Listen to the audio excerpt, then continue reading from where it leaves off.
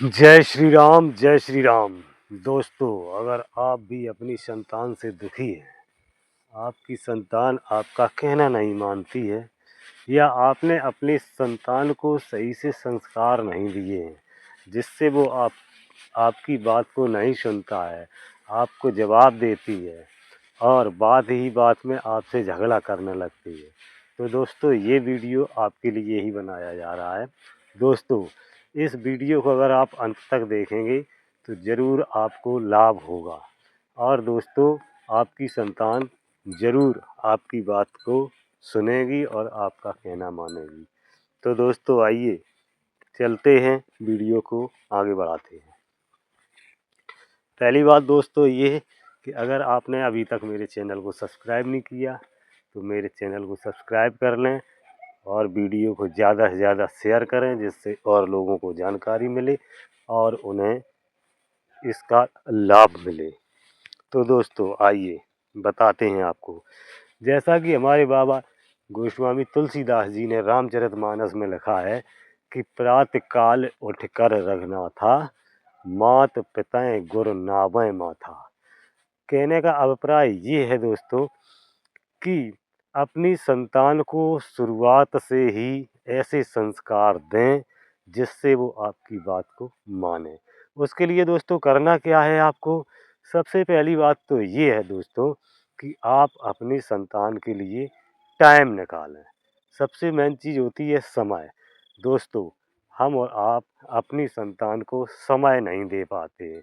एक तो हम लोग सभी पैसे कमाने के लालच में पड़े रहते हैं और सुबह घर से निकल गए इधर उधर काम करने के लिए और कभी भी अपने संतान के पास ना बैठे, बच्चों के पास ना कभी बैठे, ना उनसे कभी बातचीत की, ना उनसे कभी ये पूछा कि आपको किसकी ज़रूरत है, ये आपकी पसंद क्या है या वगैरह वगैरह। बहुत सारी चीज़ें हैं दोस्तों जो हम कभी शाम को या दोपहर में या सुबह संतान के पास, अपनी बच्चों के पास बैठ कर के उनसे बात शेयर नहीं करती।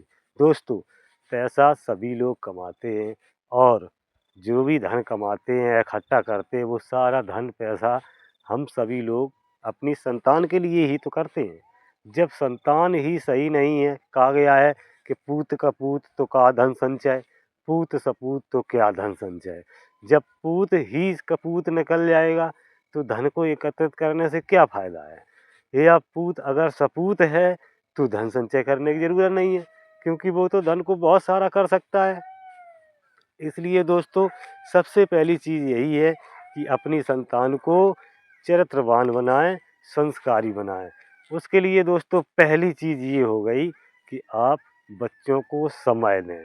दूसरा दोस्तों ये कि हम लोग करते क्या हैं घर में, या जो पेरेंट्स हैं, माता पिता हैं, वो अपने बच्चों को कभी भी अपने पास बैठने नहीं देते। उनसे उनके मन की बात पूछना ही नहीं चाहते, जानना ही नहीं चाहते।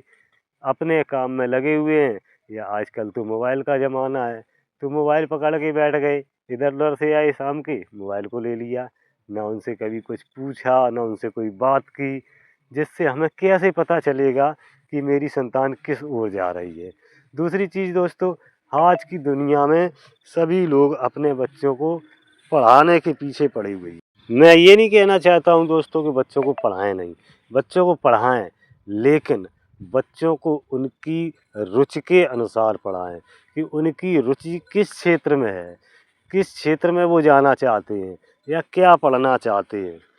उस उनकी रुचि के अनुसार अगर उनका क्षेत्र चुना जाए, पढ़ाई चुनी जाए, तो बच्चे अपने आप से ही पढ़ेंगे और वो समझेंगे कि हमें क्या करना है।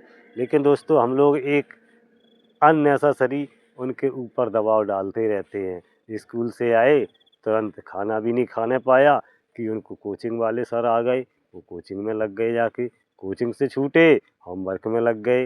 अब विद्यालय का होमवर्क करें, फिर इसके बाद कोचिंग का होमवर्क करें, शाम हो गई, फिर वो क्या करेंगे। तो हम समय नहीं दे पा रहे, हम अपने बच्चों को देख नहीं पा रहे, उन्हें सिखा नहीं पा रहे, अपनी संस्कृति नहीं बता पा रहे, अपना धर्म के बारे में नहीं बता पा रहे।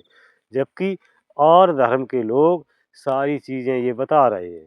तो दोस्तों, पहली और दूसरी चीज़ें हो गई कि हमें अपने बच्चों को समय देना है और उनकी रुचि के अनुसार उन्हें क्षेत्र में आगे बढ़ाना है। अगर बच्चा खेल कूद में इंटरेस्ट कर रहा है तो उसे खेल कूद के क्षेत्र में भेजें। वो किसी इंस्ट्रूमेंट को बजाने के पक्ष में जा रहा है तो उसे उसके क्षेत्र में भेजें। तो जिससे क्या होगा कि वो आपका कहना भी मानेगा और आपकी बात को सुनेगा भी और रुचि से वो कार्य करेगा। दूसरी चीज़ दोस्तों, उसमें शुरू से ही आदत डालें, बचपन से ही आदत डालें कि वो बड़ों का सम्मान करे, शिष्टाचार सिखाएँ उसे, अपनी बाकी जितनी भी चीज़ें हैं जो हम लोग, क्योंकि पहले बच्चे का जो पहला गुरु होता है वो उसकी माँ होती है। माँ से ही बच्चा सीखता है। तो माँ ये संस्कार बच्चे में दे शुरू से ही, लेकिन माँ खुद टाइम नहीं दे पा रही हैं अपने बच्चों को, वो समझ नहीं पा रही हैं उनकी किस ओर मेरा बच्चा जा रहा है। तो जब ये चीज़ें आप समझ नहीं पाएँगे, तो बच्चा आपका सम्मान कैसे करेगा? वो तो आपको बात-बात पे जवाब देगा, वो आपकी सुनेगा नहीं, क्योंकि आप उसे टाइम दे ही नहीं रहे हैं। आप उसे टाइम दीजिए, उसकी बात सुनिए, उसे बताइए कि ये अच्छा है, ये बुरा है। शुरू से ही, बचपन से ही उसमें ये आदतें डालें, तो वो आपका सम्मान ज़रूर करेगा। तो दोस्तों, आपको जानकारी कैसी लगी? अगर आपको जानकारी कुछ अच्छी लगी हो, तो कमेंट्स करके ज़रूर बताएँ, या कोई परेशानी हो, तो वो आप कमेंट्स करके बताएँ, निस्तारण करने का पूरा विधान किया जाएगा। नमस्कार दोस्तों, जय श्री राम।